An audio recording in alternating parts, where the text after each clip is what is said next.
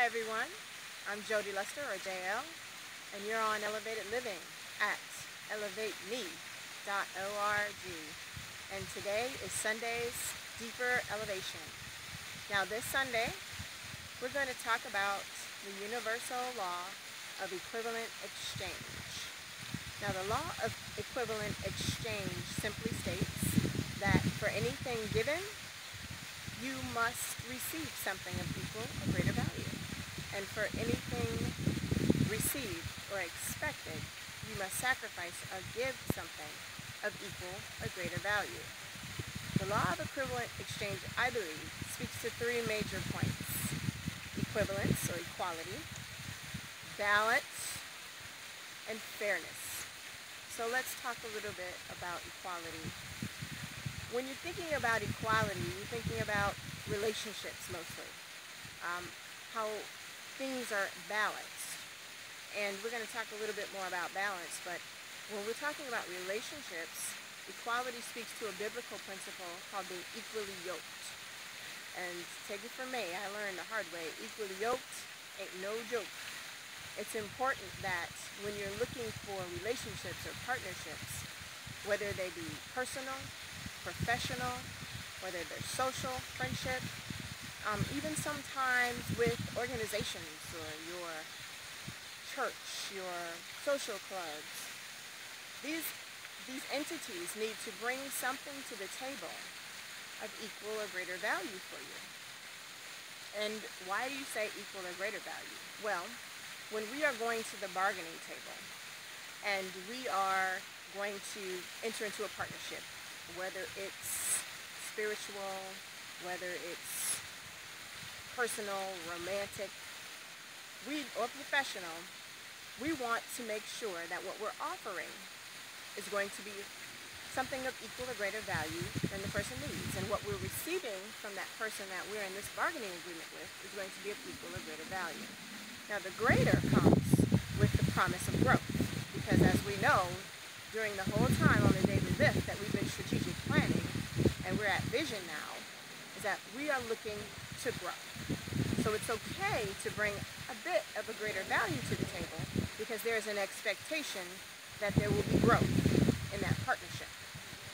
So don't forget that when you're entering into these bargaining agreements, whether they're personal, professional, spiritual, business, social, that you should be looking for something of equal or greater value.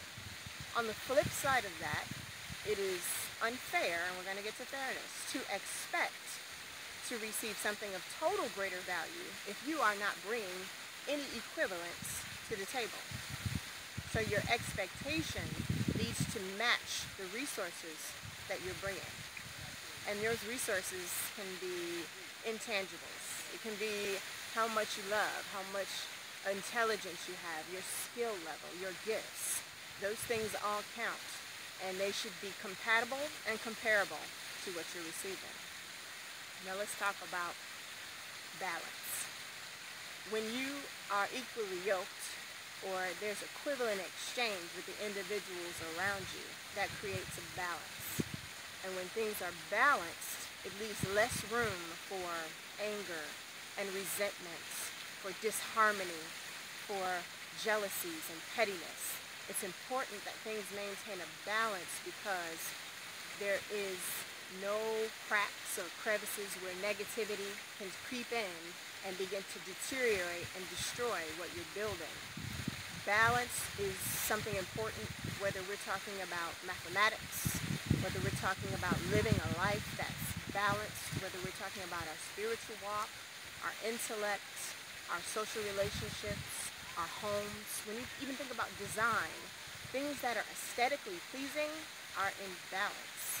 There's less room for chaos when things are in balance.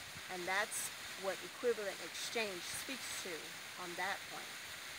Now we're going to talk about fairness. There's a saying, and all the cliches are true, that life is not fair. And it really isn't. Life isn't fair.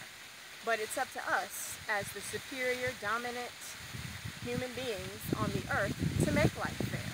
And when we are participating in the law of equivalent exchange, we are making things fair for one another.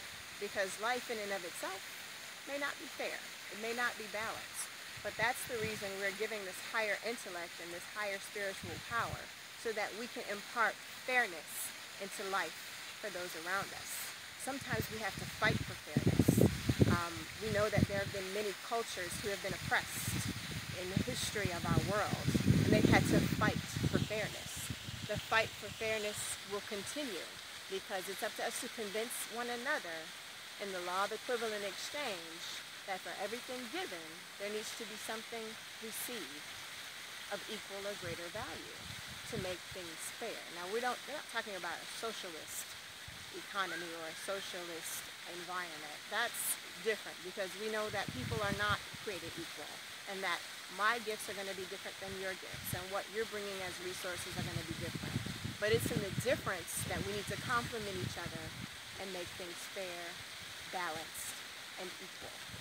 So I'm hoping that you've enjoyed this Sunday's Deeper Elevation here on Elevated Living at elevateme.org. This is JL, or Jody Lester, and as always, I'm wishing you the very best of life.